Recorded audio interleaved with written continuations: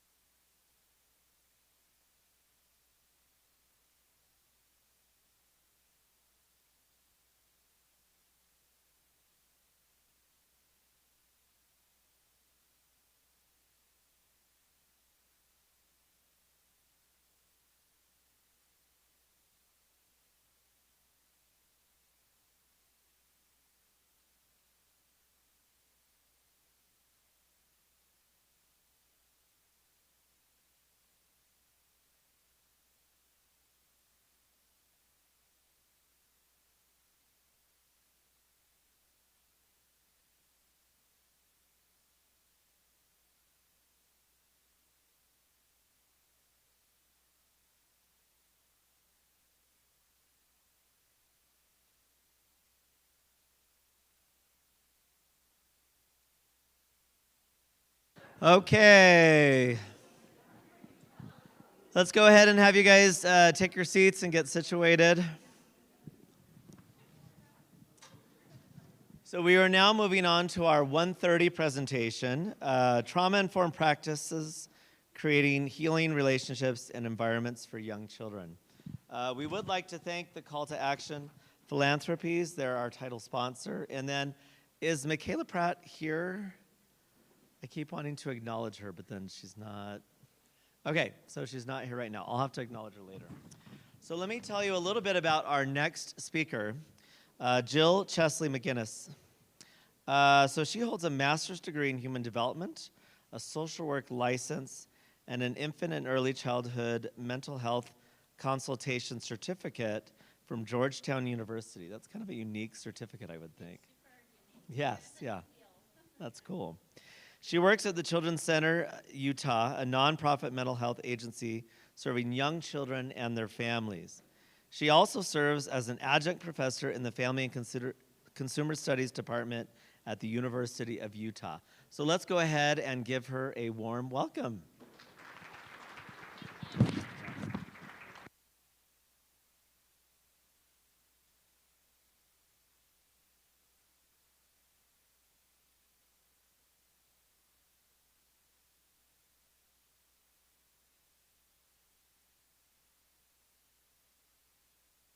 Is that going? Yeah, that's it. My certificate program is kind of a new and growing field, and you can get your certificate at the University of Utah. So I did it from Georgetown, and while the U is kind of been making their program kind of simultaneously. So, but I'll tell you a little bit more about myself. So I'm Jill, as he said. I'm at the Children's Center Utah. And the Children's Center is early childhood mental health.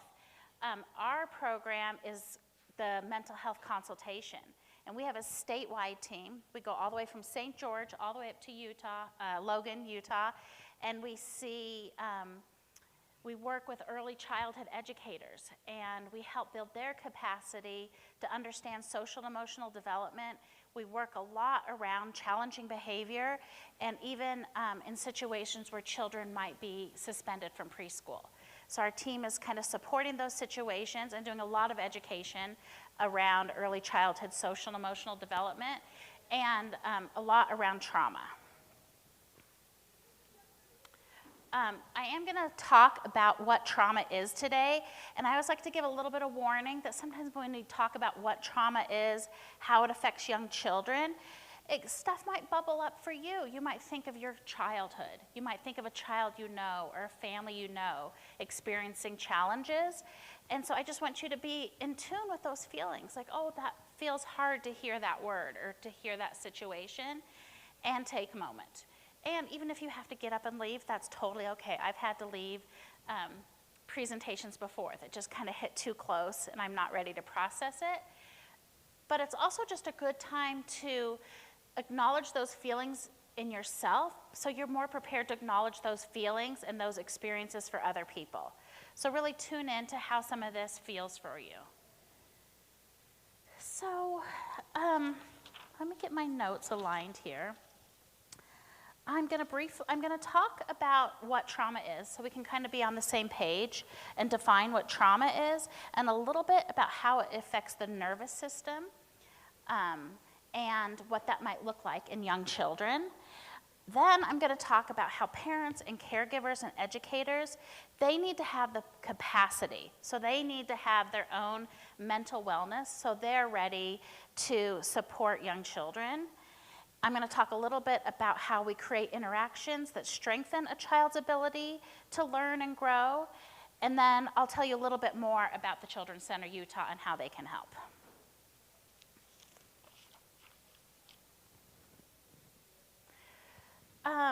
So why is it important? Let me first, let's see. I'm going to go back one slide. So trauma for a young child is an actual or perceived danger that undermines a child's physical or emotional safety. Trauma overwhelms a child's ability to cope. So what experiences might be traumatic for young children? I'm going to list them so we don't have to guess. I think we can kind of think what might be traumatic. But here's the kind of the list that I have researched. So physical, sexual, psychological abuse and neglect, natural and other disasters and even terrorism, family and community violence, sudden or violent loss of a loved one, substance use disorder in their family, or especially with a primary caregiver, refugee and war experiences. We see quite a lot of immigration trauma at the Children's Center and how that affects families. Serious accidents and life-threatening illness. Those are traumatic experiences for families. Military families with multiple deployments and parents who are lost in the military. When children have been in situations where they feared for their lives and they believed that they would be injured, they witnessed violence, or they tragically lost a loved one, they all are traumatic, stressful situations for children, especially when children have had repeated toxic stress, traumatic, and adversity in young childhood. Multiple ones obviously make it even harder for children. So why is it important to understand trauma? And it's because that there's really a huge body of evidence that tells us that trauma really impacts a child's development, especially in the first 5 years of life. That the negative impacts can go all the way from preschool into adulthood, where they might have disease, addiction problems, it can be related to heart disease, obesity. They might have more experiences with the criminal justice system. So trauma isn't just something that we need to heal in early childhood. Trauma has some really negative effects for society and communities. The hopeful thing is, though, that there's lots of treatments and interventions that we can do when a child is young. Trauma has the ripple effect of adversity for families and communities. It is important to say that although we know how hard this affects communities and families, we also know that we, as early care providers, as professors, whatever your profession or your role is in a child's life, we're going to talk about today what we can do, how we can have really meaningful interactions, and how we can create environments that can heal traumatic experiences. So the traumatized brain becomes a survival brain. So brains are really altered by traumatic experiences. The trauma responses is an adaptive response in the brain, and it creates this survival brain. It's trying to keep your brain safe, but it also affects the way a child is able to regulate, and often we see triggered in these traumatized brains when they can be triggered very easily and have these really big responses. So that's what we're going to talk about next, because this is why we want to have trauma-informed classrooms, early childhood classrooms, our homes, is because the traumatized brain has this alarm system. So our brain has an alarm system. The trauma brain has this alarm system that is triggered, and their brain is always in survival mode. So they always think there's a lion in the room with them, not just when they're in danger. So sometimes when you see a child who seems to react and overreact in situations, it's because they're having a survival response. A child's reaction may seem really disproportionate to what is happening to them. The stimulus, the triggered alarm system makes the child perceive that there's a threat when there's not a threat. So they may be playing with a sibling, or they may be playing with a little friend, and that friend is just asking for a toy or that they want to play with them. But a child who has experienced trauma may see that as a threat. And so they'll throw sand at them, or they'll yank the toy away from them.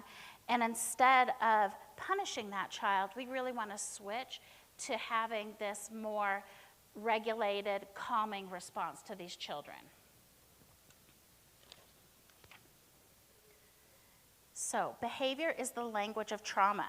Children will show you before they tell you that they are in distress. And even babies will show signs of distress when they've experienced trauma. So an infant may be overly clingy or irritable. There can be eating and sleeping disturbances. There could be developmental regression, so in sleep and potting, we can see that in toddlers. There could be language delays when we typically see children start to acquire language. Children who've had some adversity may not be having the same language milestones. And they have difficulty giving consistent and accurate cues to how to meet their needs. And this is really important for us to understand because we're trying to build relationships with children so we can help them grow and develop. And children who've had trauma and adversity have a hard time telling us what they need and have a hard time telling us how they need to be comforted. The older child may be avoidant and anxious and clingy as well. They could have generalized fearfulness, they could be inattentive, and they could have difficulty solving problems. Impulsivity, we see that a lot. Children that hit for no reason. Often we get reports that this child is aggressive and impulsive, and they're really having this survival trauma response in their peer and their social settings.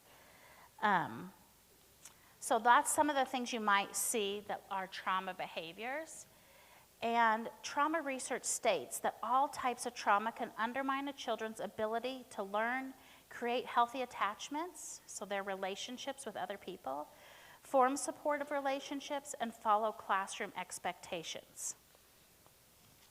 So we know that pre-COVID, 10 to 20% of Utah's children between the age of 0 and 8 experienced social, emotional, and behavioral challenges. We were really well on our way of understanding how trauma and toxic stress affects behavior, and about half of the children in the nation had experienced one or more trauma events. And then post-COVID, in a 2020 assessment, parents of young children found that 71% felt that they had that COVID-19 had a negative impact on their child's mental health. And 69% of parents identified COVID-19 as the worst thing that had happened in their child's life. So we knew that things were hard and mental health was really something that was hard in families, but after COVID-19, using trauma-informed approaches became more important than ever. And so we need to look at the whole context when we look at a child's traumatic experiences and how we're going to help them grow, the child, but we really need to look at the parents and the parents' mental health. Because young children depend exclusively on parents and caregivers for survival and protection. And if that parent is also experiencing mental health, they have a hard time being that support system for a young child. On average, 15% of adults in Utah experience 4 and more adverse events in their own childhood. In some counties, like Beaver and Tooele County, have 21 and 22% rates of their adults experiencing adversity. This really reminded me of what Anna spoke about this morning. She was our first speaker when she talked about the crisis in childcare, because I cannot imagine a parent or an adult who might already have some of their own mental health challenges, having the stress of having to find quality child care on top of that must seem insurmountable to families. So that kind of brings us to the caregiver. This is the first line of defense in understanding trauma experiences, is the early childhood educators also have significant risk for mental health needs.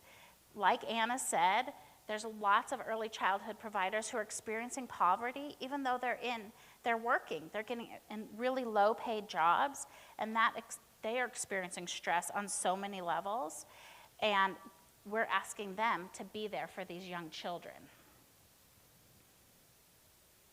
So you need to take care of yourself first. If you're an early childhood educator, a parent, whatever role you are in an early childhood, your wellness, your regulation, and your healthy, balanced nervous systems are essential for your ability to parent, care, and co-regulate with a child so they can have healthy growth and development, and especially to support their learning. It reminded me a little bit of what Sean said this morning and how the mindfulness, how we can become mindful and regulated so we can be that for a child. An empty vessel.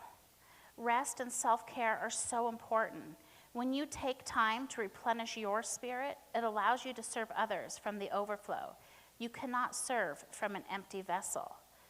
Think, what do you do to take care of yourself? What are some of the things you do to find that balance in life, to fill up your cup, to fill up your vessel? Do you take a walk? Do you do an exercise that is right for you? Do you do yoga? Like we got to do awesome yoga this morning. Mindfulness and breathing exercises. Drinking plenty of water, eating a healthy diet, having experiences in nature are highly regulating. And then my husband's very favorite thing to do to take care of himself is to take a daily nap. So you might even take an adult nap to replenish your vessel.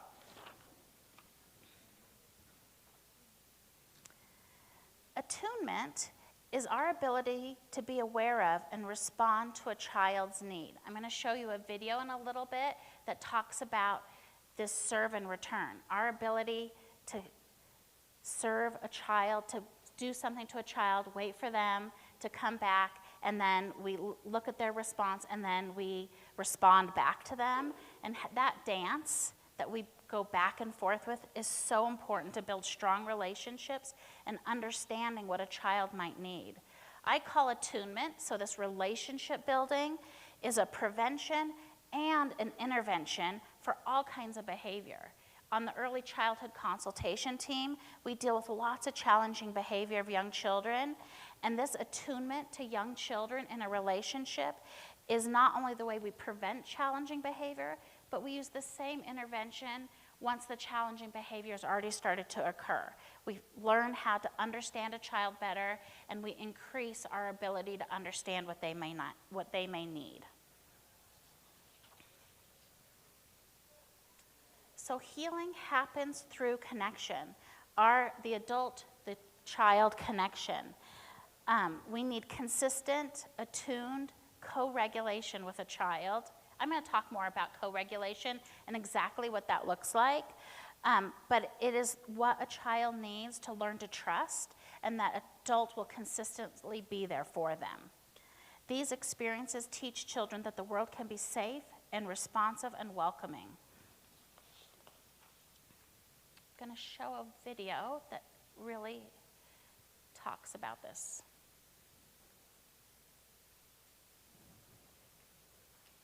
Oh, we even tested sound.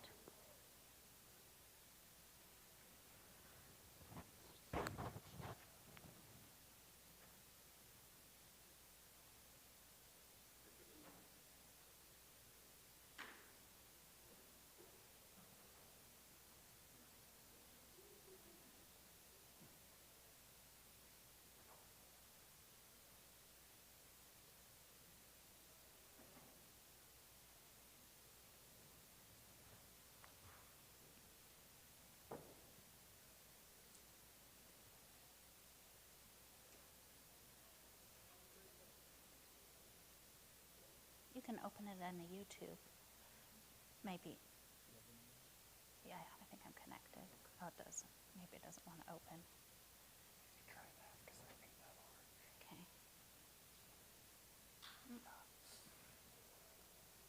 Oh, that was share. I don't want to share. Oh, give me one more minute, and if I can't get it going, we'll just, no.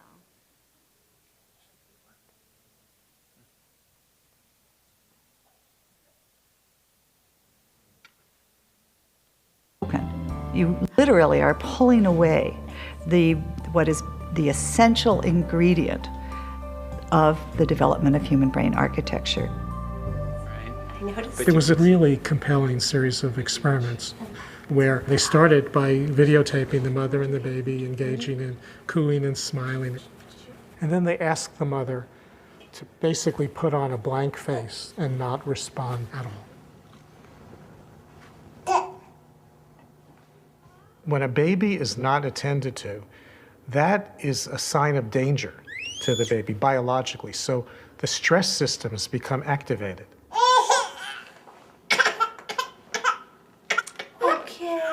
In a brain that is constantly bathed in stress hormones, not that's up and down, that comes with normal development, certain key synapses, the connections between nerves, fail to form, and critical regions of the brain.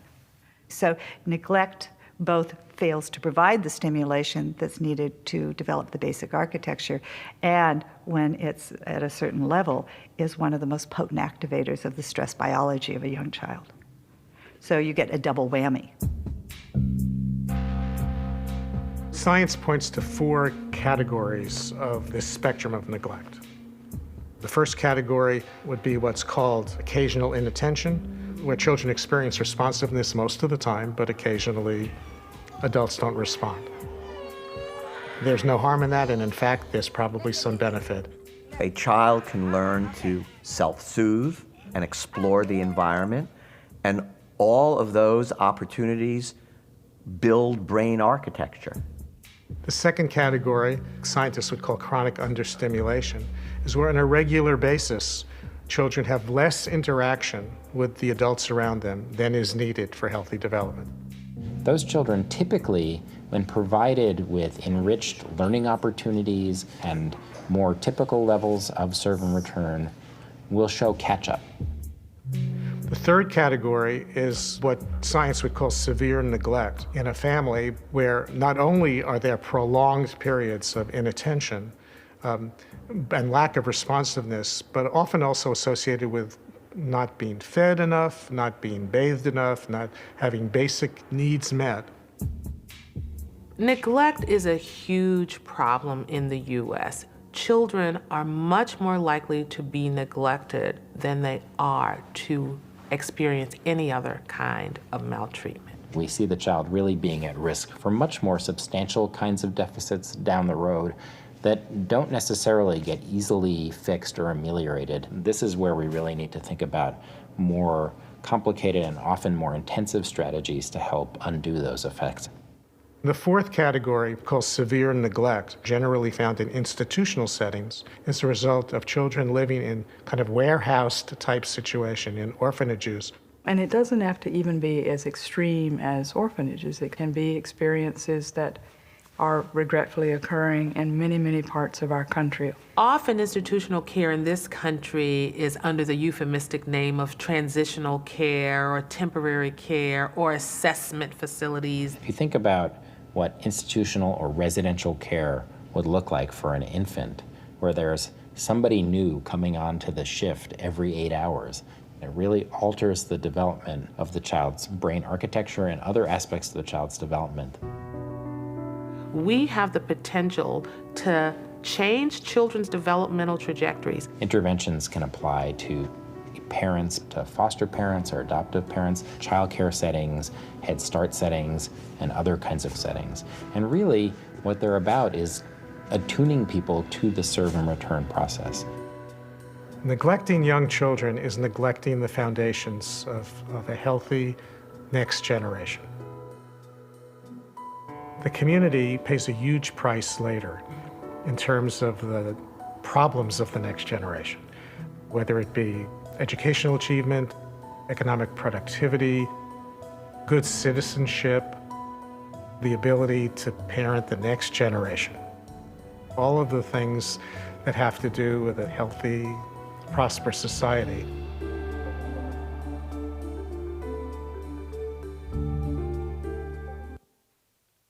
So that really highlights the importance of having these nurturing environments, these high quality environments.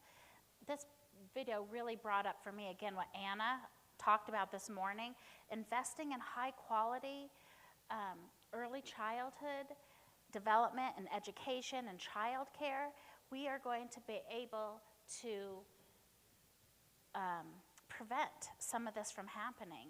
And yes, it takes a lot of money, but I think the statistic is it takes 9 times the amount of money if this goes unsolved. If we do not solve this process of having these really nurturing, high-quality environments, these children who have experienced trauma are going untreated, and maybe more potential harm is happening when they don't have qualified people caring for them and really detecting these children who need more help. So it is really imperative that we do it sooner.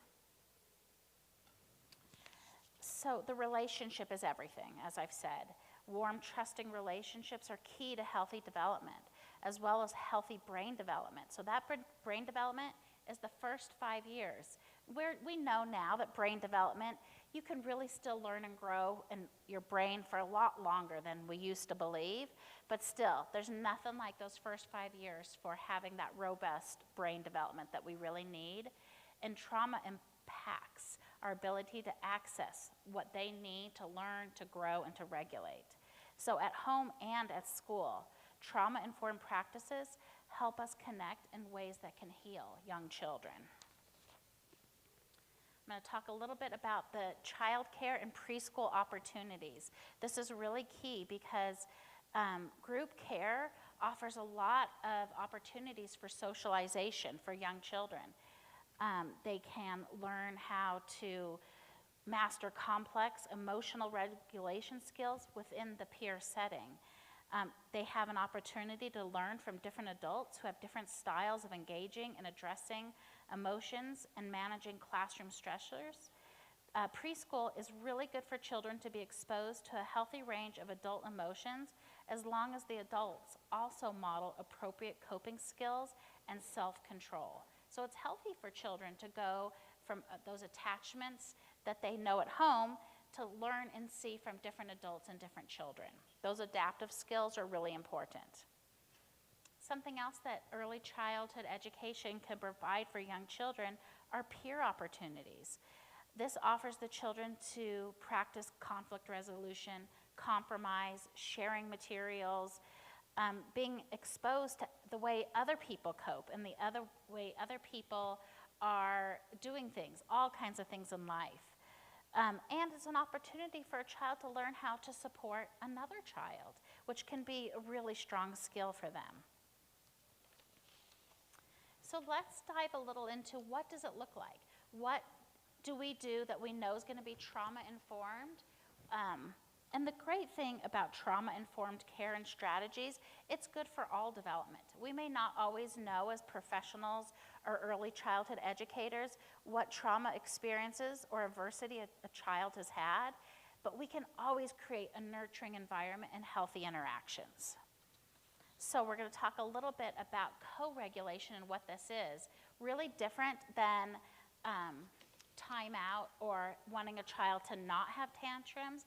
This is really leaning into that and understanding what our role is in those situations. So children who have exposure to trauma may show delays in their ability to cope with their emotion. It is important for adults to provide co-regulation and support when children are distressed. So we're going to let our role as an adult, we're going to stay there and stick with a child while they are struggling.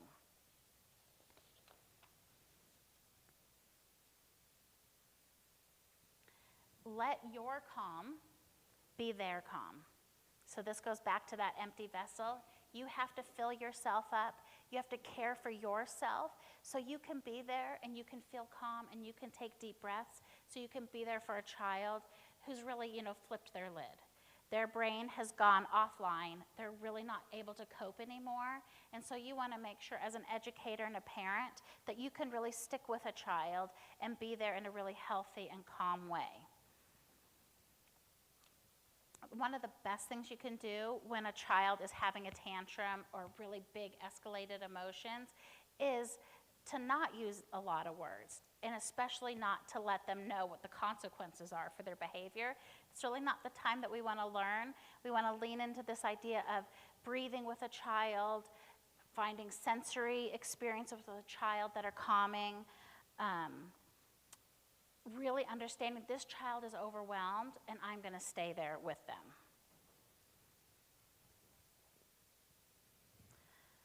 So here are some practical strategies for co-regulation, modeling it. So when you're feeling anxious and overwhelmed, modeling breathing,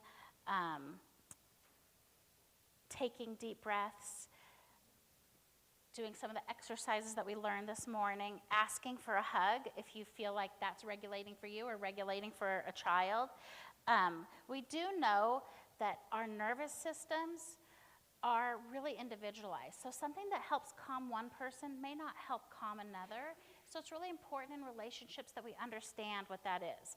While a nap may be really restorative for one person, another person really needs a walk or something else to help regulate them. It's the same with if somebody wants a hug or to listen to music, that's all really individualized. So find what works for you, find what works for the children in your care, and then you can be there for each other.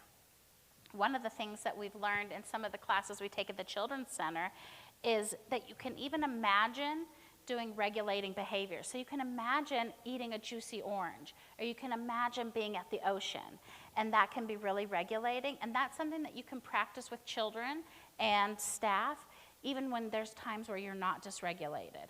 So practice those things that are your happy moments, or that are really sensory rich. So when you're upset, you can go back in your mind and understand what that's like.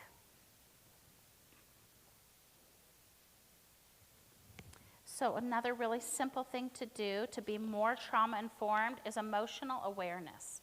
Help children understand their emotions, label their emotions. Raise your hand if you're an early child care person. You actually teach in the classroom.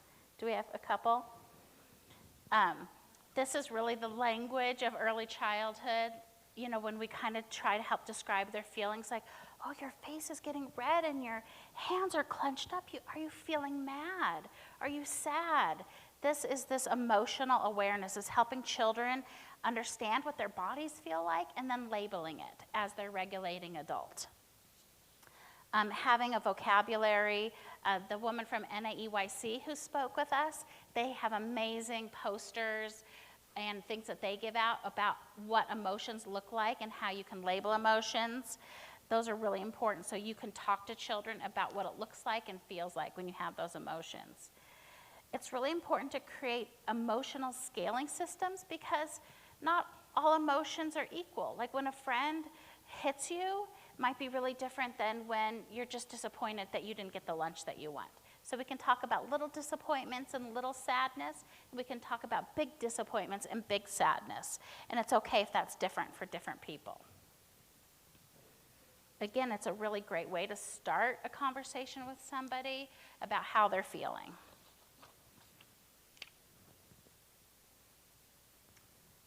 Children learn to control their own behaviors by watching adults do the same. So that modeling in the home, the modeling at childcare and preschool is really important. Model the behaviors you want to see. Sharing, patience, kindness, generosity, talking to the partners in the house, the parents should have really engaging conversations so children are seeing what that sounds like.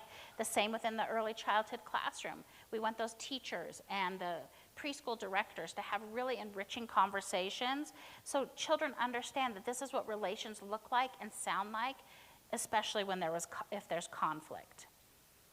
Provide praise and positive reinforcement when children show the same skills. So when children start to pick up those things that we are modeling, it's really important that you notice that they're doing that. Like, I see you're sharing your blocks. I see you offered your friends some of your fruit. So acknowledging what you see is very healing for children. They're learning to say, oh, I'm doing this, and my teacher noticed it. I'm going to keep doing that more.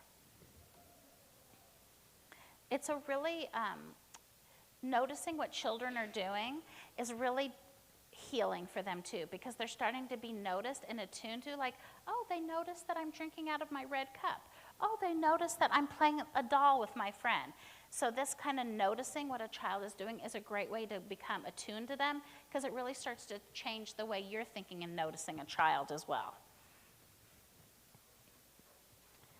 So the healing early childhood environment. The best child care and preschool environments will have early childhood educators who are able to cope and attune to children, understanding children's strengths and needs, be culturally sensitive and professional. They will create predictable, safe, and nurturing classrooms for all ages and they will teach social and emotional skills. So that sounds like a big task, but I think it's the things that we do every day that are preventative and sustainable for young children to learn everything that they need. So the buzzword in early childhood development is developmentally appropriate. So the good news is, if you understand what developmentally appropriate practice is, that is how you create the healing environment. Everything that would create developmentally appropriate practice is what creates the trauma-informed classroom, those healing environments. You don't have to have a specialized skill or a specialized degree to create environments where children can thrive. You just need to understand what to do for the age group of children that are in your home or in your classroom, and to build an environment that is just right for them.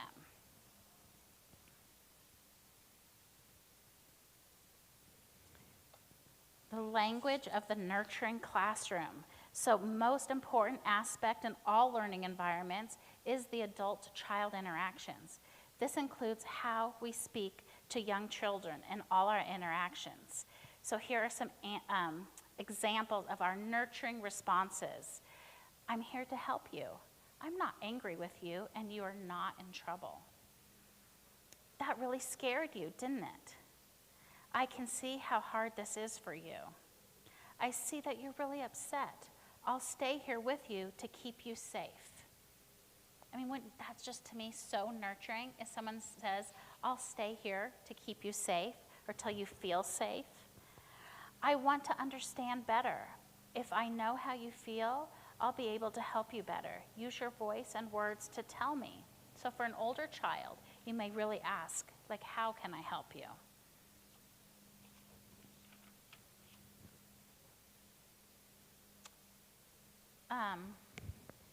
So what do you do when you do need additional help, when you do want to build your skills in a family or in a program? You do want to be more trauma-informed, you want to be more nurturing, you want to incorporate more social and emotional learning. It's really important to know when to reach out to professionals or reach out to community resources, and understanding, I think we need to get some extra help. So the Children's Center Utah has clinical services, and they have in-person and telehealth appointments. And even though our physical location is in Salt Lake City in West Valley, we can offer telehealth and other services that can help young children. That's our intake phone number that I added there. We do have a therapeutic preschool group if you're in that area that children can participate. But it really does start with that intake number, and they can help you. Really, services throughout Utah. Something else that we do that really is, this is my program, so infant and early childhood mental health consultation. So we work statewide. We have a team of 12 early childhood consultants, all the way from St. George to Logan, like I mentioned, and we can go into early care and education settings and support caregivers. So they have the capacity to do these things that I've talked about today in your classroom. Or if you're worried about children and you want to create more nurturing, even if you're feeling like you're doing a pretty good job and you want to do better, you can contact me and I'll let you know what consultant can come out and help you. Something else that we have for parents and mainly for early care providers is our teleconsultation service. And this is the training webinars is for providers, but really anybody can sign up for those, and those are incredible. Our clinical staff does webinars on all kinds of topics related to early childhood trauma, early childhood development, really specialized topics. When we have a new consultant come, we try to go to as many of those webinars as we can, and those are all online. So you can take those anywhere in the state. Free. They're free, yes. Not all services at the Children's Center are free, but early childhood consultation is free and teleconsultation is free. And you can even request one-on-one appointments through teleconsultation So go to our website, and they have the link to the teleconsultation. You can get reflective supervision, which is really just a one-on-one meeting with somebody who can help you process what's happening at your program or what's happening. It's not therapy, it's more of a support and a reflective process with somebody. And also lots of referrals and resources through our teleconsultation services.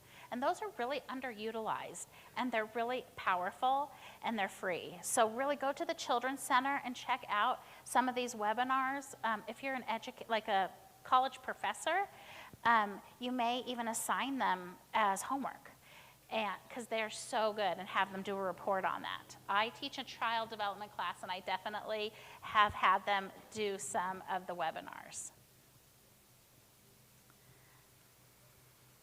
So that is all I have for today. Oh, was somebody trying to get my attention? Oh, you said thank you. Oh my gosh, you're welcome. I put my email up here, and I have cards on the table back there. If anybody wants to get in touch with me and has any individual questions, I would be happy to answer those. Do I have more time? I forgot my end time. Yeah, you have time for... Oh, I have 10 minutes? Well, I have 3 to 5 minutes. Does anybody have a particular question about challenging behavior, co-regulation, or how to get in touch with consultation services? It's okay if you don't. I just thought. consultation only for early childhood, like if a kid was like 7 or 8, can they get consultation? No. So those services are only 0 through about 5 years old. The Children's Center therapeutic programs, like their clinical programs, go a little bit older, but the early childhood is really just like kindergarten would be our very top. Kindergarten is still considered early childhood. We don't go into every kindergarten setting. It kind of depends if, how much we can help them. So children through kindergarten. Yeah. No. Nope, the Children's Center Utah. I think you would have to look to community mental health. So in Salt Lake City, that's Valley Mental Health. What is it called? What is local community?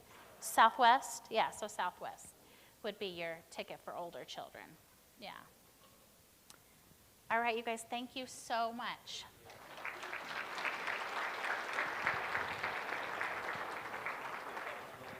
Thanks. Okay, our next speaker will be at 1:30, so we'll just, or 2:30. What time are we? Yeah, 2:30. So a little bit of a break. Got a little gift for you. Oh, thank you. Yeah. Still wired here. I know, I get you. I'll get it.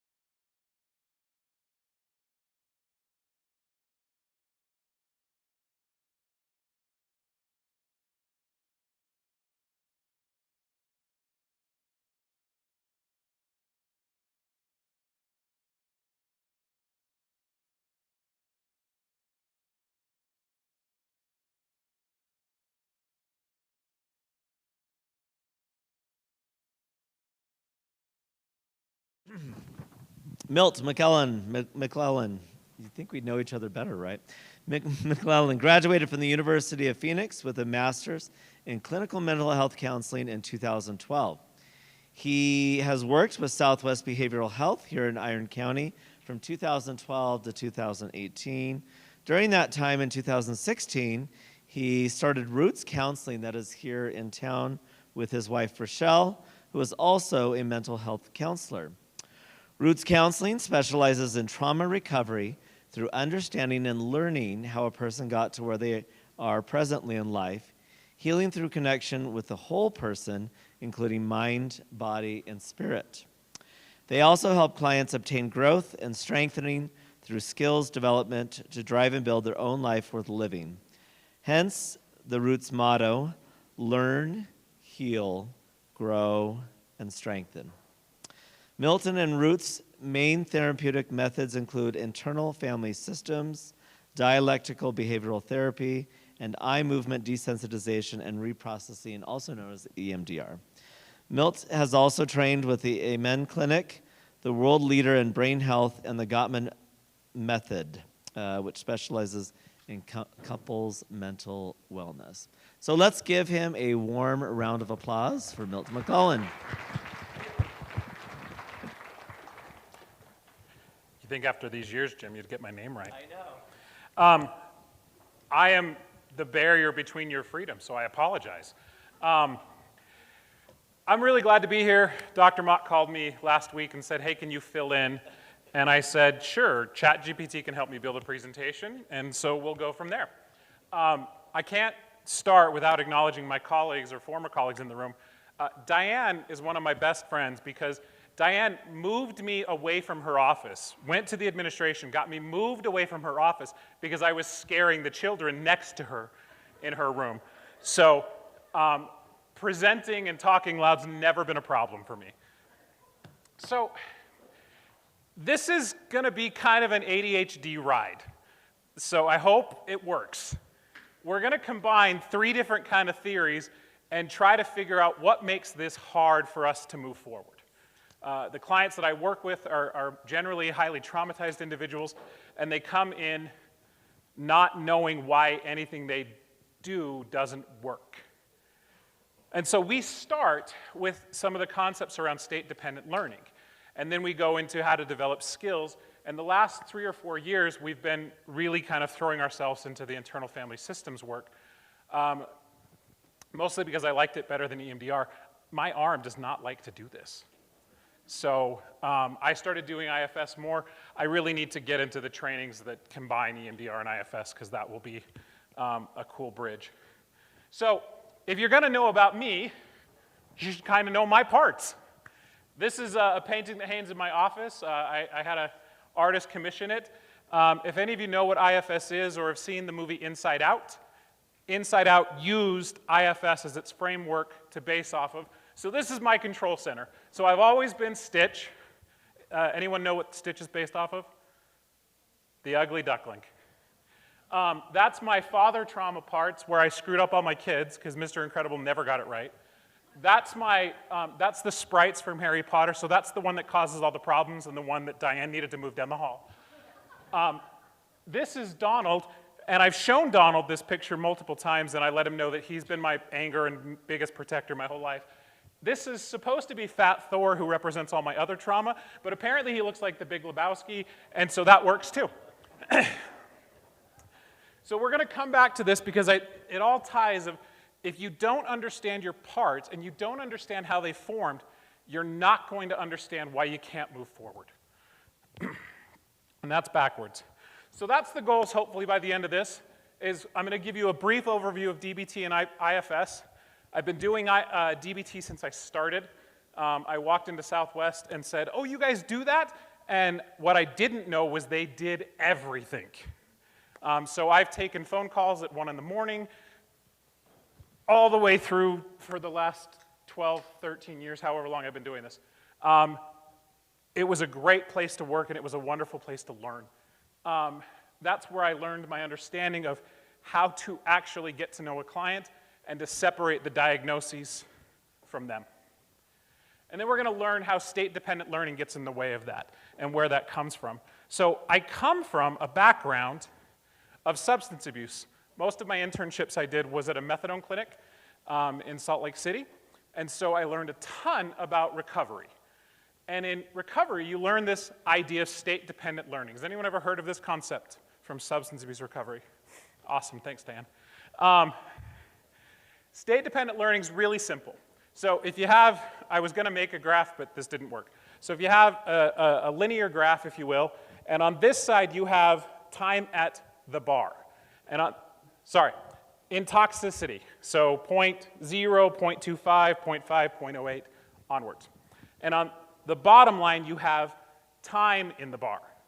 When you get to a window of between 0.08 and 0.15, everything you learn in that state is only accessible when you're in that intoxicated state.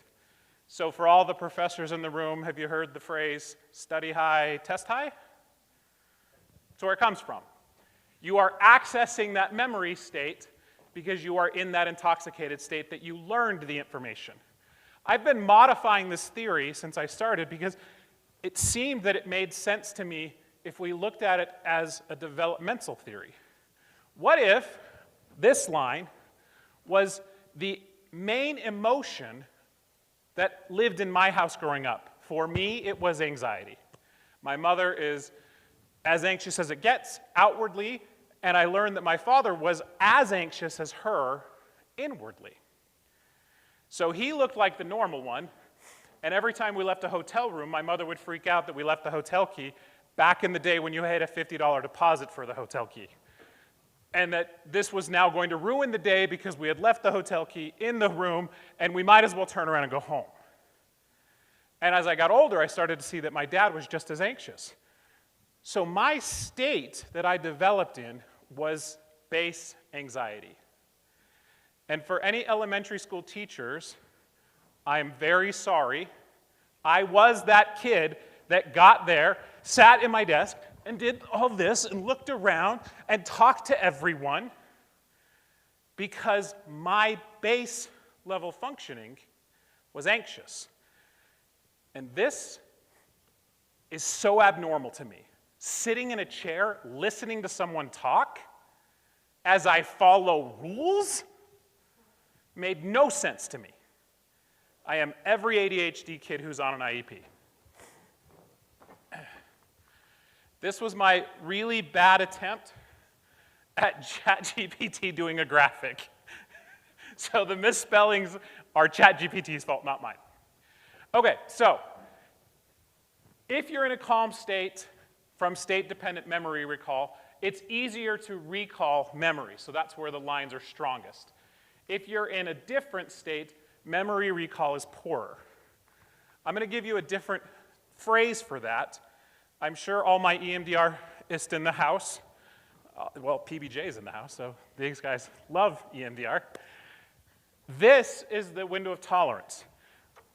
Hyperarousal is your fight and flight. Hypoarousal is your flee and freeze.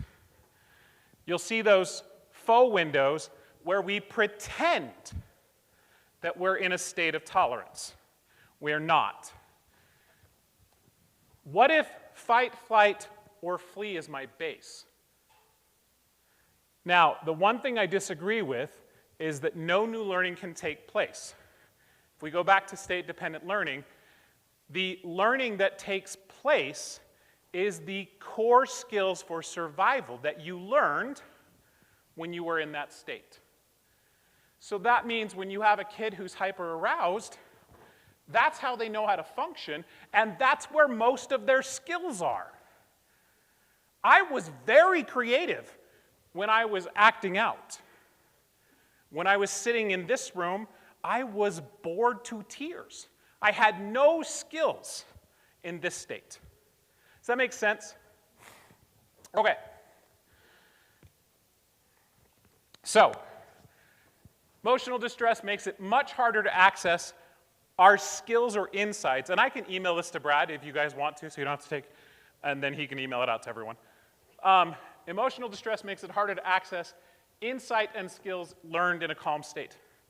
So here's what happens. A client walks through the therapist's doors, and we teach them all these skills in a therapist office that's calm and might have a Sensi over here in the corner and has cold water in the fridge. And then where do we send them back to? So I'm not advocating for making therapy offices chaotic messes, but that's part of the reason that it's hard to translate, is because they're learning a skill outside of the state they function in. This is why in substance abuse, the average person who goes through substance abuse to recover, it takes at least 7 times. Because every time they go in, they're going to be going in a different state.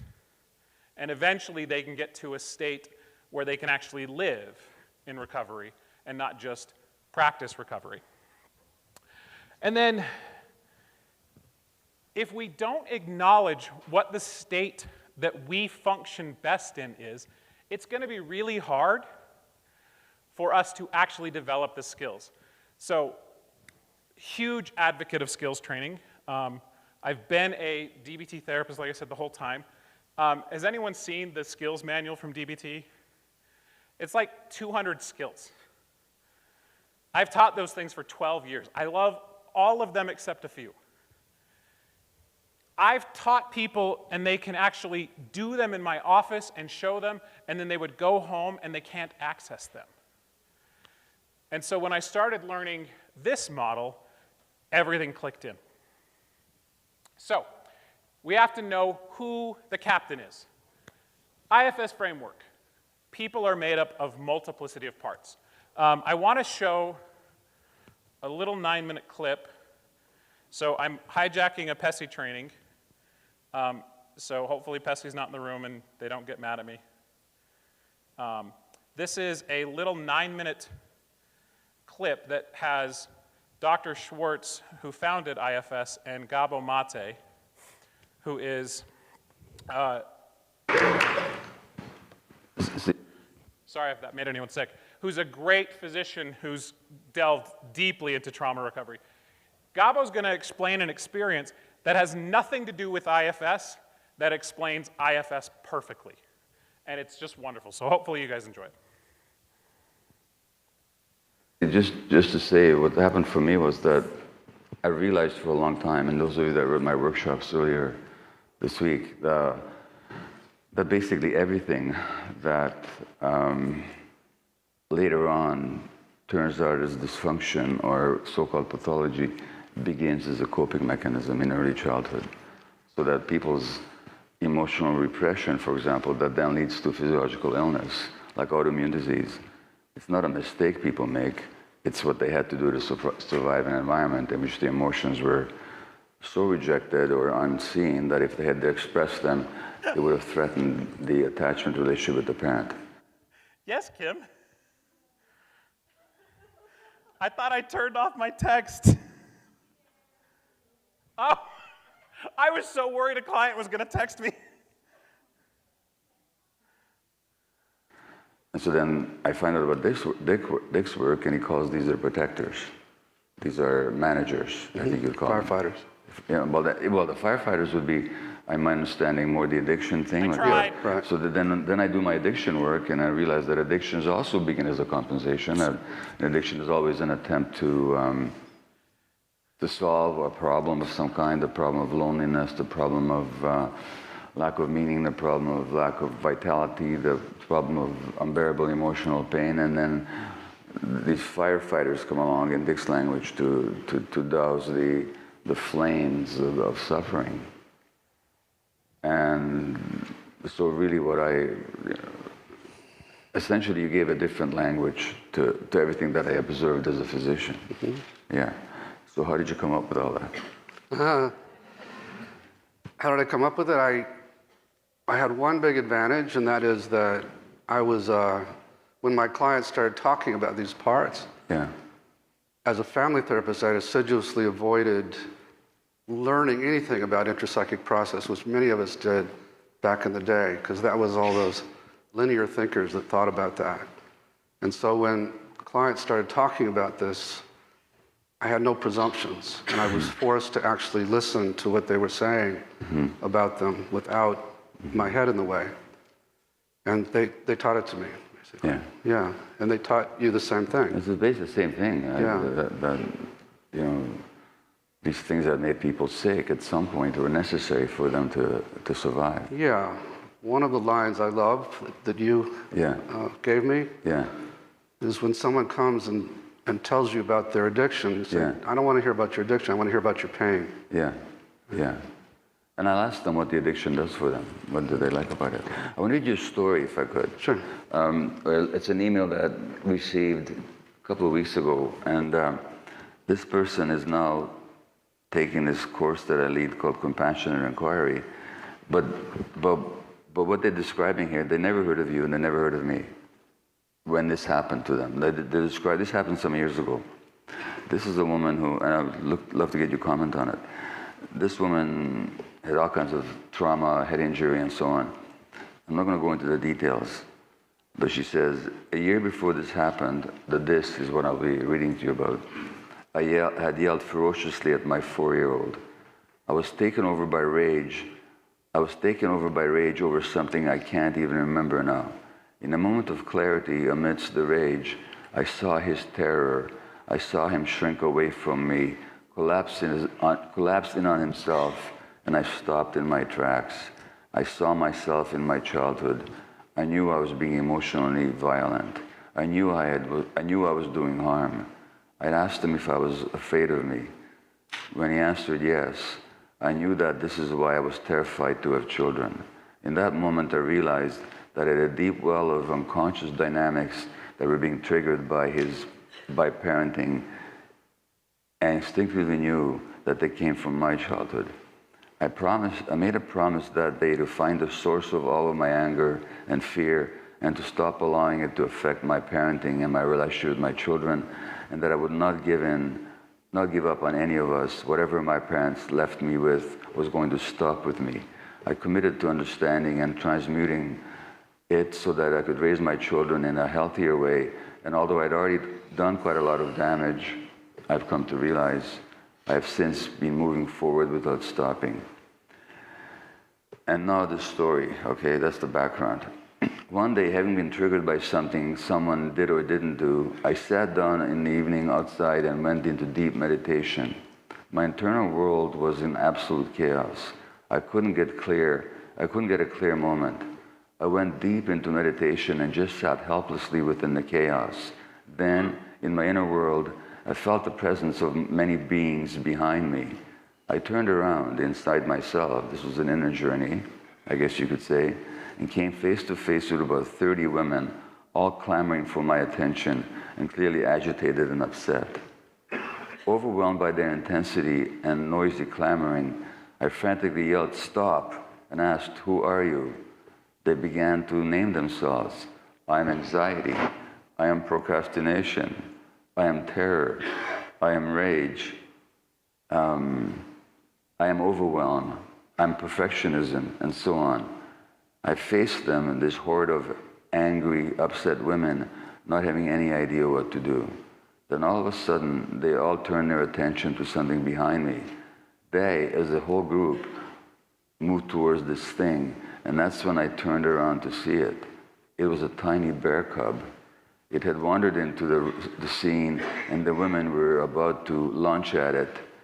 In a gesture of protection, it began to change. It grew, and suddenly it was a giant bear. She stood on her hind legs and towered over me, and then she stepped into me. I suddenly understood what was happening. I turned to the group of stunned women and I said, "I understand who you all are, and I thank you for all that you've done. But I'm no longer a child in need of your protection. Here's what we're going to do." I outlined the following protocol.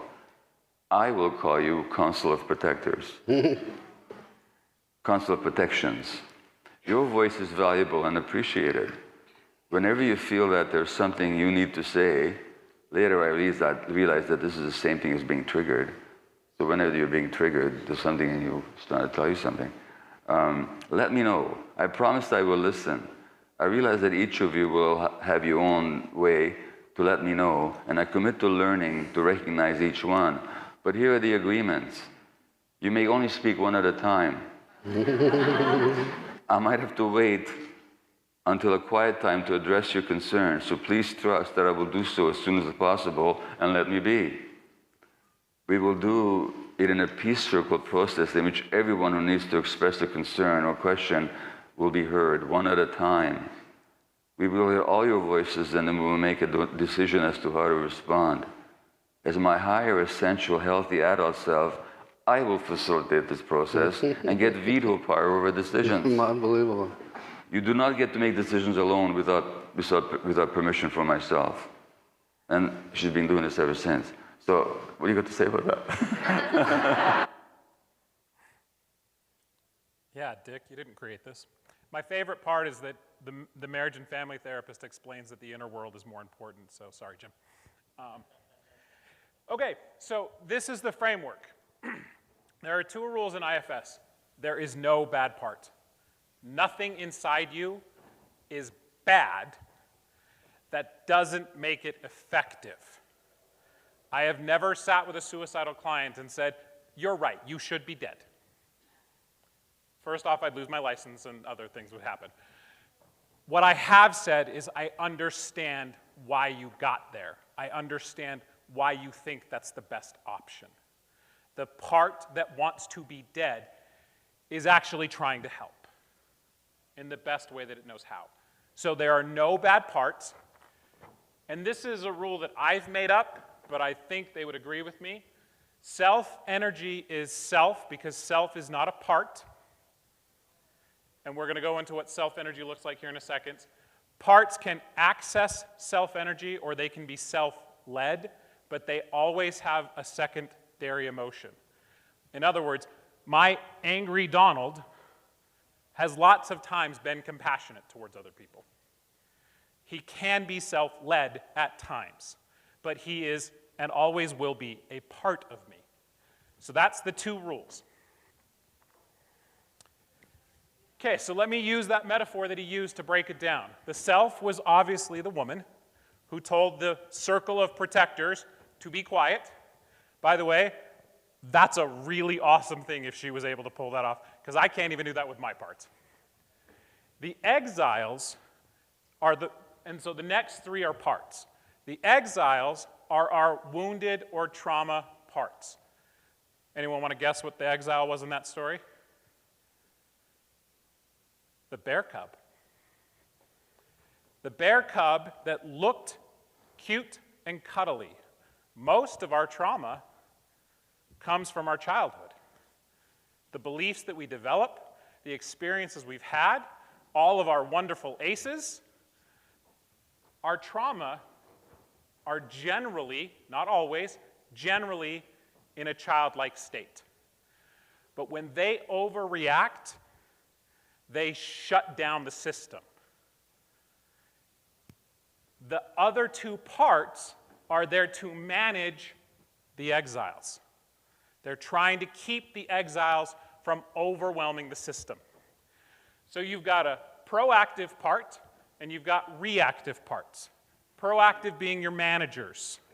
So for all the perfectionists in the room, that's your manager.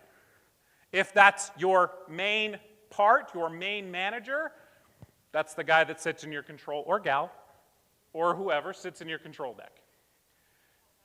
It's also our anxiety.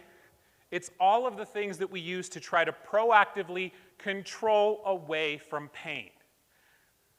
That's what the job of the parts are, to help us not feel pain. So then if I go back to a reactive suicidal part that's trying to stop me from feeling pain, what will stop me from feeling pain? Death. Then it makes sense. Then that job makes sense. There's a function to it. It's not just there because it wants you in misery. You're not just a screwed up, I censored myself, so I'm pretty proud of that. I didn't say the other word. You're not just a screwed up individual. These things that you're doing have a function. And the goal is to be self-led. These 8 C's, there's also 5 P's that I didn't put in, but these are the ones that are the most common. Curiosity, calmness, compassion, clarity, confidence. Confidence was so awesomely displayed in that story. That's what we do with our systems when we're well. We confidently decide what steps we're going to take. Courage, of course, lots of courage there too. Creativity and connectedness. That is pure self. Anytime you access that energy state, you are in self. The idea or the goal of IFS is not to heal everything. It's to be self-led. That was one of the biggest struggles I had with learning this model, was that I wasn't there to help them heal everything. In EMDR, I start with someone's trauma, we work through the process, and we get to a resolution. In IFS, I may not actually resolve any of the traumas. If they're in a self-led state, they're good. That, to me, is more hope-inducing, that we don't have to heal everyone, or not everyone has to get to a healed state. Now, how does this tie into DBT? So we actually incorporated these assumptions into our mission statement because we believe in DBT so much. We're very much the church of DBT. If there's a yin-yang symbol I could throw on the top of my building, I would. We've been that since the start. And yet, 10 years in, I was so frustrated that I almost quit DBT because I was still seeing people stuck in the same process. And as we've incorporated IFS, everything clicked. The very first assumption of DBT, I don't like the word assumption, I like the word philosophy. The very first philosophy of DBT is people are doing the best they can. That goes perfectly in line with there is no bad part. That means that there can't be anything in my system that isn't trying its best. That word, best, trips up so many of my clients. Because best has a comparison. I can look at yesterday and said, well, I did this much work. And I can look at today and say, but I didn't do this much. For example, I have eaten very poorly today. I've had a protein shake and 4 chicken tenders. Oh, and I'm going to go present at a conference where my adrenaline's just rushing and I can feel my stomach sinking right now. It's awesome. I could judge myself for not eating healthily, knowing that I was going to come present to you all, or I could recognize that today this was the best that I could do. People want to improve. People need to try harder and be more motivated. This, of course, is a very behavior-driven model. Number 4, people may not have caused all their problems, but they must solve them anyway. And then 5, 6, and 7 tie into IFS the most effectively, in my view. New behaviors must be learned in all contexts. All behaviors have causes. Solving behaviors are better than blaming them. And I'm going through them fast because we're going to go through them a little quickly, or more in depth. So, if I understand which part of me is driving the bus, I can start with a compassionate connection with it and recognize that it's doing the best it can to try to help me move forward. How many people have, and you don't have to raise your hands on this, but how many people in this room have ever been that compassionate with yourself? I'm sure you've been with your best friends. But we know that inside us, we really hate ourselves sometimes. We beat us up better than anyone else ever could. What if we started with the idea that everything I'm doing is actually a model to try to protect me, and it may not be the best model? Changes the way we go about it. So then we have to understand what state are we in when we're trying to act. So I'm going back to my state.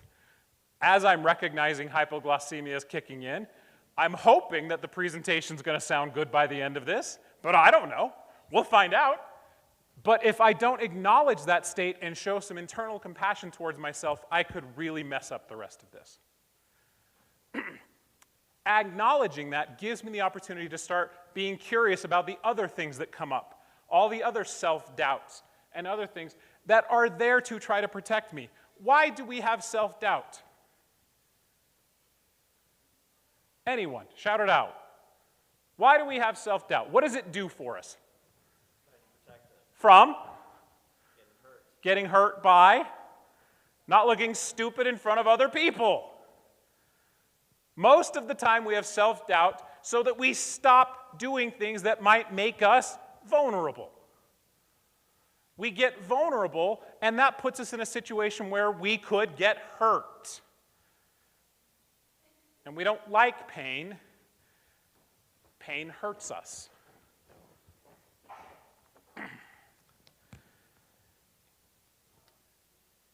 Okay, so the next two. Even if we didn't cause our pain, we still have to be the ones that take our lives into our hands. Here's the problem, though. If we have an exile, a childhood trauma that we never want to ever experience again, subconsciously or consciously, all of our parts are going to work towards never putting us in that situation. That's why it's hard to learn new skills, because even though I didn't cause my own trauma, I'm stuck in this state of arousal, and my toolbox is only accessible for the skills that keep me alive. Going through college, undergraduate, it took me 10 years. The reason it took me 10 years is because I can write, spell, and read at a 4th to 5th grade level. I may be up to a 7th grade level. I haven't tested myself again. Whew. I can't write papers. Poor Brad and Jim had to redo my bio. I still don't write very well. Had it not been for the adaptive technologies, I wouldn't have gotten here. I didn't cause that. Both of my parents are severely dyslexic. My mom was a lunch lady. My dad was a security guard. He dropped out of college when they had me. They couldn't help me with my homework after 3rd grade. I couldn't write to save my life. My English teacher was my debate coach. Luckily, she knew I actually did know material, but she knew my writing style. When I told her, I think I might want to be a psychologist, she full belly laughed. Justifiably so, she had read all my papers. I love the woman, so it's okay. That belief carried through. That state of believing I was never going to be able to amount to anything led to 10 years. I had 7 jobs my first year of marriage. 7. Jackson Hewitt looked at me like, what the heck, when I turned in my taxes? That continued for the 10 years that I was in undergraduate school. As I'm walking on stage to get my diploma, I thought to myself, oh no, what am I going to do now? I don't actually have school to back me. I got a degree in interdisciplinary studies. I have a minor in psychology, sociology, and history. I am qualified for nothing. I learned a lot of things. I was so scared. I didn't cause all those things. I caused some of them. My parents didn't read to me as a kid. They didn't know how. My dad read Archie comics my entire life in the house. That was the reading level. So I still have to figure out, but that pain, the pain of feeling like a failure, lived with me forever. And it continued into my career, where I actually got a graduate degree. I got A's. I'd never gotten A's in my life. I graduated with a 3.5. I'm really mad that I didn't graduate with a 3.6 because I didn't know until the very last 2 classes that I didn't have to get a B or above in every class, that I could get a C, which is probably the best. So I got a C in like my second to last class that it dropped my cumulative grade point average. I was super proud of myself. Even though I had accomplished a master's degree, I stood on that stage. My wife and I were super proud. We graduated together. Date night at grad school for 3 years is not fun, but we did it. And I walked off that stage and said, oh no. And then I got my first job. And 3 weeks later, I got fired. Luckily, Southwest called me and said, hey, can you come and interview? And I said, sure. And I worked with kids for a year, and they said, well, that was not a good idea. Let's put him over with the adults. It was a good fit at the adults. All of those things kept coming back to the state of believing in failure. I didn't know that I could be more than that. And that part, my exile of failure, constantly overwhelmed my system. Does that make sense? So, and then the last part, so 6, 7 especially, and 5, skill generalization. So if all I know is how to go back to this state, I have to learn how to take a skill that I learn in a calm setting and use it in a chaotic setting. That's how we move from the state of hyperarousal to the green zone. That's when skills become useful. I mean, nothing in, and Brad can talk to this, nothing in DBT was new, right? There wasn't one new skill that really came out of it. The lady who invented it, Marsha Linehan, just used her life and said, hey, these things worked for me. She actually was institutionalized, talks about this in her book, it's a great book, everyone should read it, Building a Life Worth Living. She was institutionalized, and one of the methods they used to control the patients in this institution was frozen sheets. If you acted out, you got wrapped up in frozen sheets like a mummy. She realized it calmed her state because she was constantly in hyperarousal. And then she got all of this freezy cold awesomeness, and she was bundled up like a baby, and she calmed down. She started asking the staff to be bundled up. They didn't know what to do with her. In DBT, we call this the tip skill. She took the state of hyperarousal, and she taught us that if you hold ice, you can bring yourself out of that state into your optimal zone. I had a client, and he's given me permission to share this story. I had a client who I was at a crisis call at his house. He was wanting to be suicidal because his 18-year-old self had stashed alcohol all over his home, and mom had found all the stashes, and she had dumped them all out. And he, of course, was intoxicated that day, and he wanted to leave and drive away in his car, and we weren't going to let that happen. So he was pretty upset. This was all in the kitchen. She had called me up from my office. My office wasn't too far from her home. And we didn't realize there was the knife block sitting on the counter. So he grabbed the bread knife and just started going to town on his arm. Initially, I didn't think it was that bad. It didn't bleed very bad at first, and then it started gushing, so I grabbed some towels, started putting pressure.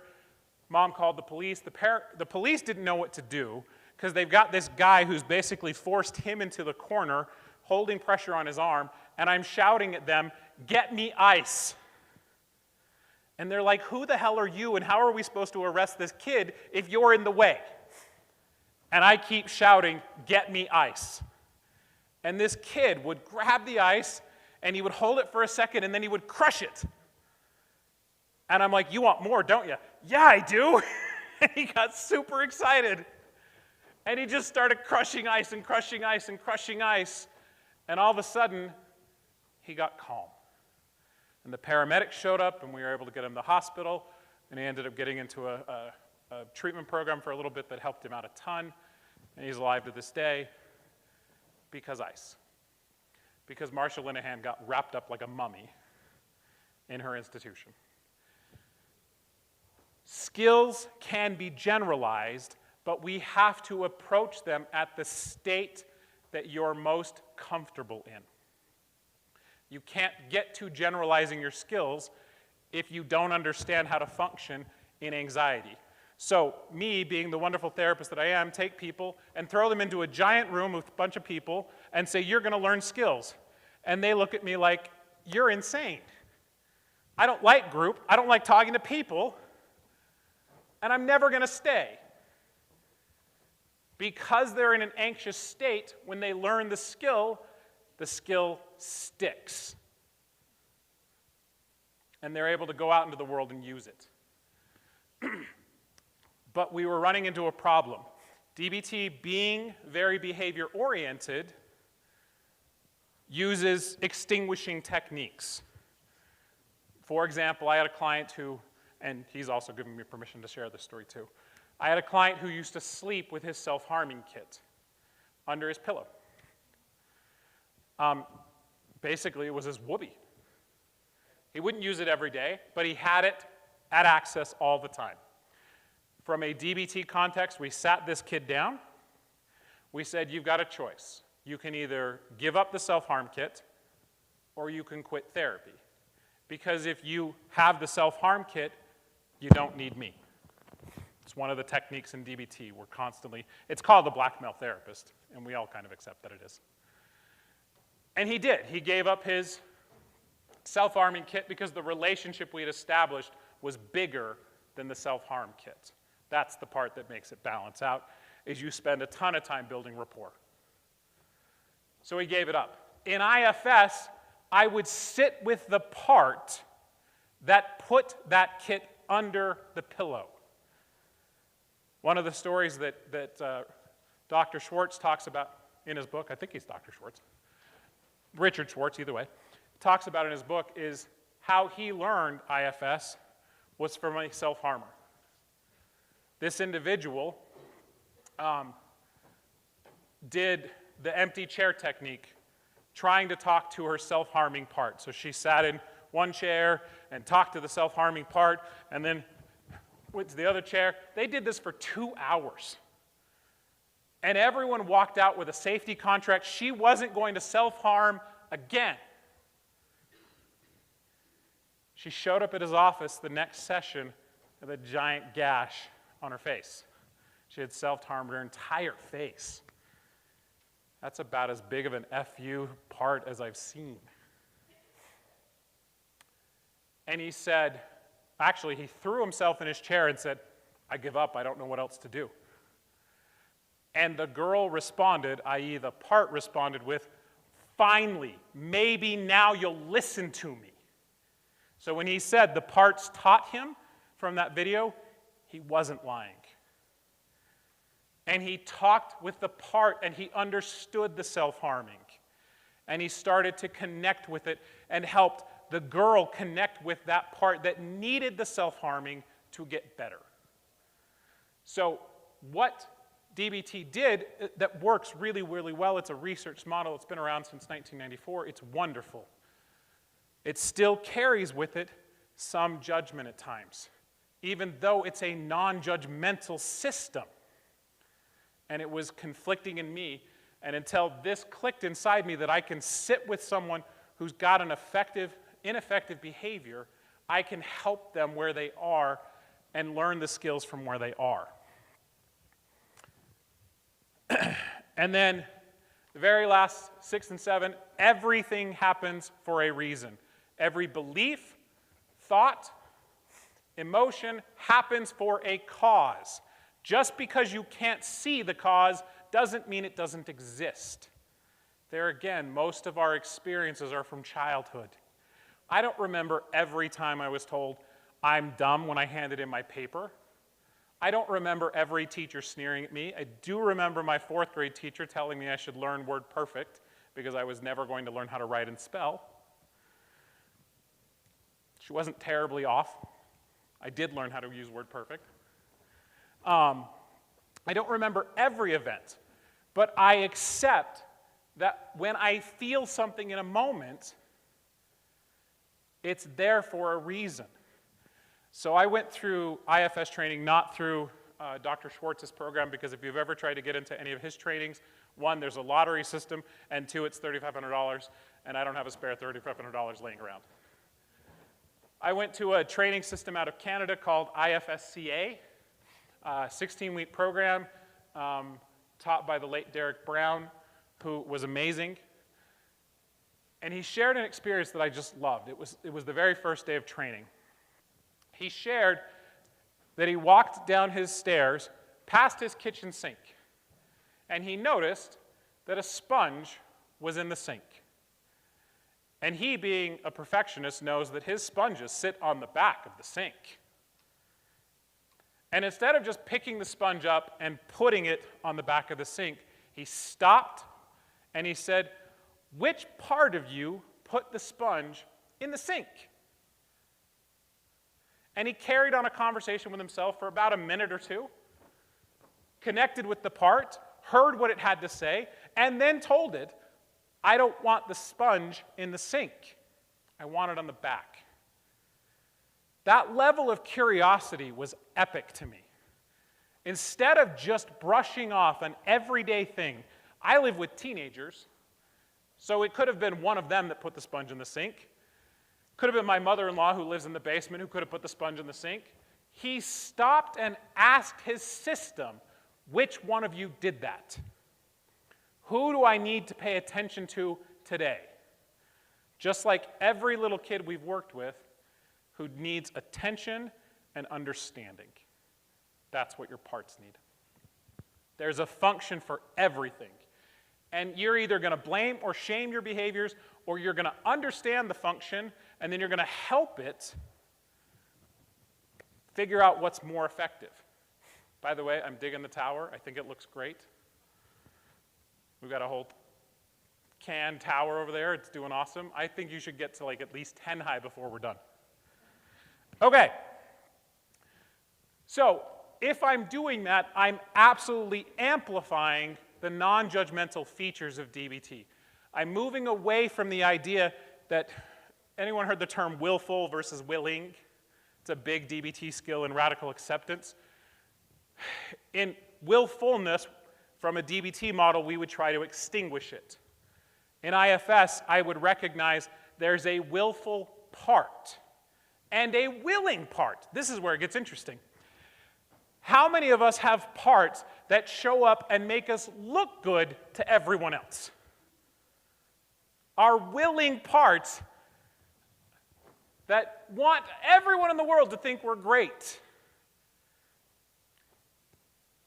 We overvalue willingness in DBT and undervalue willfulness. Now I ask my clients, what is your willful part doing for you, and what is it blocking you from that you don't want to face or you're trying to hide? And what is your willful part trying to protect you from? There's a great YouTube video called I Am Tom Moody. It's a claymation British thing. I don't know why they made it. Look it up.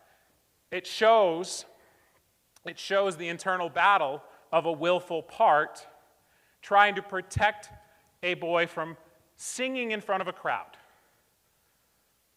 Because when he was little, he was playing with his dad, and he wasn't getting the chords just right, and Dad yanks it out of his hand, and so he doesn't want to look stupid ever again. And so this part tells him, "You're stupid. You're going to look like an idiot if you sing in front of a crowd." So he never sings until the end, where he sits with this part, connects with it. It's very beautiful. It's like 7 minutes long. Highly encourage you to look it up. It's wonderful. Non-judgmentally, we can actually get to the bottom of it. If we understand that when a person is in distress, that is their state of functioning, that's their default, not a problem. We often define anxiety as a problem. If we got rid of anxiety, how long would the human species survive? We would think polar bears and koala bears and everything else that looks pretty are huggable and lovable, and they just need us to be with them, and they would eat us. If we didn't have anxiety, we'd die. So then we can never get rid of anxiety. We have to understand the function of it. We have to understand how distress is different than anxiety. Because even in, I told you I was ADHD. I can't not move and do stuff. I used to get like 3,000 steps every 2-hour DBT class because it was a really big room and I just circled my poor clients. Even in our state of optimal arousal, we experience a full range of emotions, joy, grief, anger, and anxiety, because our radar should never be put away. We need anxiety. We can't kill it as much as modern society would like to try to. And with anxiety, we can actually learn new things. Isn't that crazy? So, apparently I should have thrown the window of tolerance into my presentation. I did not. Okay. The core of DBT is mindfulness. It's the foundational skill. It's not the goal. The goal of DBT is emotional regulation.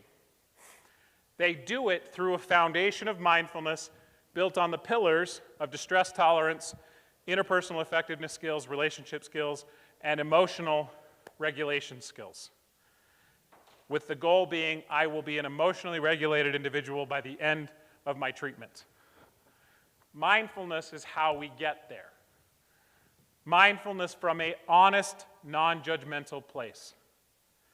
That's where you have to use the 8 C's. That's where, in IFS, we use a series of 6 questions to understand every part. And we build that trusting relationship. So here's the 6 F's. We have to find the part. So everyone close your eyes for a sec. We'll put away my kinetic energy for a second. Take a second and take a couple deep breaths. Feel the floor, if your feet are on the floor. Notice the chair you're sitting in, how it supports you. And notice where in your body do you feel a little bit of tension or stress. Just turn your focus towards that for just a second. Don't ask it to change. Don't ask it to release anything. Just notice it. Now I want you to lean in towards it and ask it, who are you? Which part of you? Which part of me are you? And just be okay with whatever answer comes up. If nothing comes up, that's okay.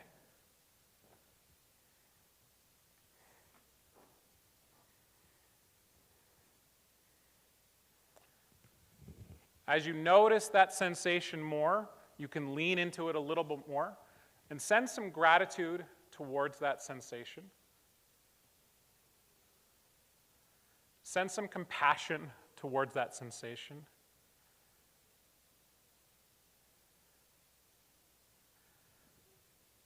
And now, for just a second, ask it in your mind, what's your job in my system?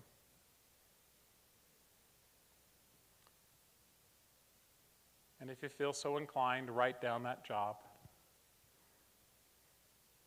so we can fully recognize this part.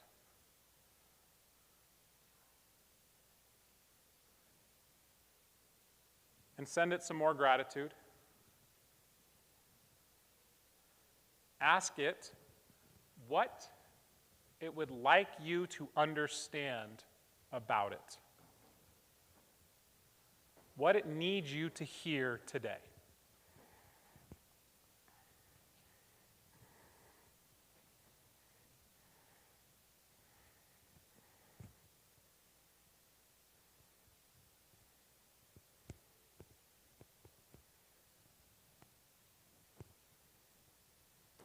Ask if it needs to know anything else, or if it needs anything from you, if it needs a hug, if it wants to go play with you, if it wants to be left alone.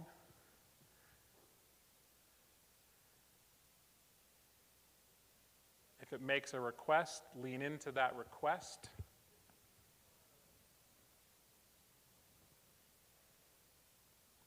If it wants to be left alone, respect that wish. And then take a couple more deep breaths and come back to us.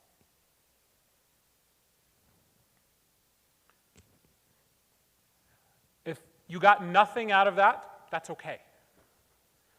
If you got something out of it, what I want you to do is take a minute and write it down. If you got nothing out of it, just go ahead and write down, I paid attention. And take a second. Give this part some attention.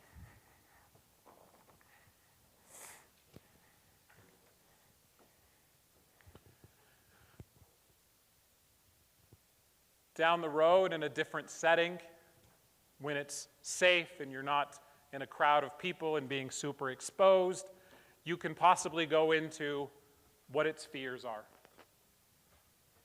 what it's protecting you from. If it shared that with you, even better. How did that feel? What was that like? Anyone hate that? If you did, that's okay. That just means you've got a part that doesn't like to be exposed. What else? Calming, irritating to hear my voice. All the above can happen. Every single one of those things was either a part or a multitude of parts that we're sharing with you.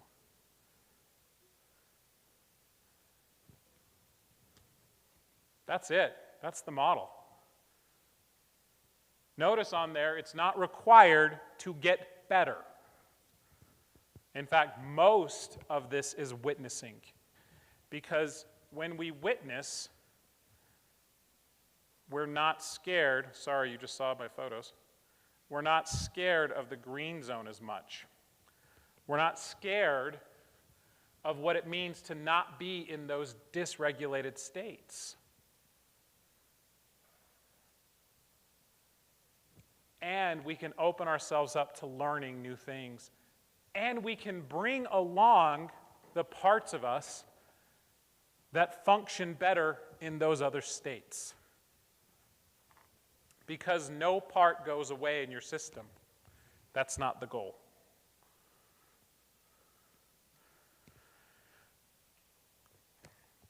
So, we're going to wrap up early. You're welcome. I talked fast. I take gifts at the end. I started with state-dependent learning because I want us to figure out who our main protector is. I want you to be able to turn towards yourself and recognize that you learned in an emotional state. If you came from a home that was loving and supportive and kind, God bless you, you got a great home. I came from a home that was loving and supporting and anxious as hell. And I love my parents. I gave my kids an anxious home. Me and my wife is a perfectionist. So they have some of these states. And if we're cognizant of them and not judgmental of them, we can bring that state to a state of calmness. It doesn't have to give up who it is in your system. It protects you.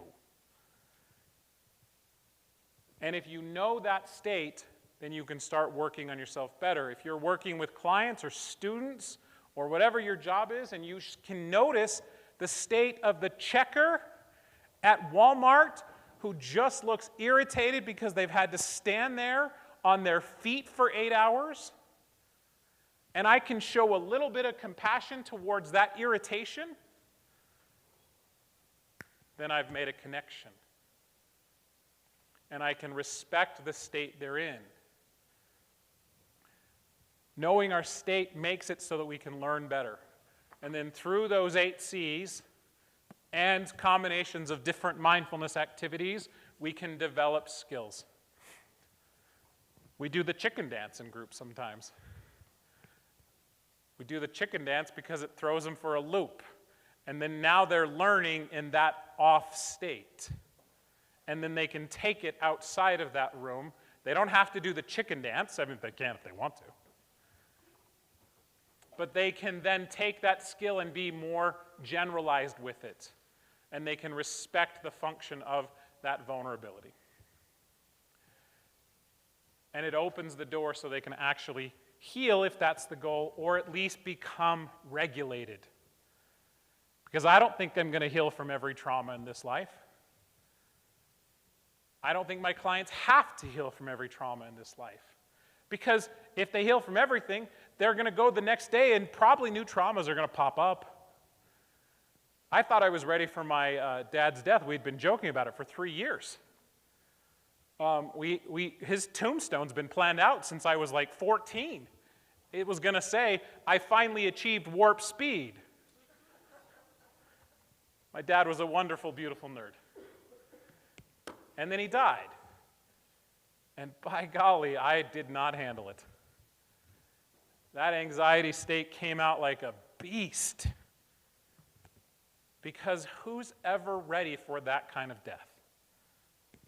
Even for the people who, in my wife's case, her father passed with cancer. It was over a period of 6 months. We were as ready as we could be. And it didn't change that it put us all in a state of profound sadness. And when we connected through that, it made sadness make sense. So, we're back to where we started. My ugly duckling, the guy that's always wanted acceptance from everyone in the world, is my state. I love that guy. And I teach my clients to love their parts. And that's how they get better. I don't have to stop being Stitch. Hell, I don't even have to stop being Donald. However, we've toned it down quite a bit. I haven't yelled at a city council meeting in a few years. I don't have to be all of that, and I don't have to be sad for all the things that they led me to. I can respect their function, I can embrace them, and I can help them develop the skills that they need so that I can be the best version of me. There you go. That was a good closing, right? Any questions I can answer? I get it. Go home.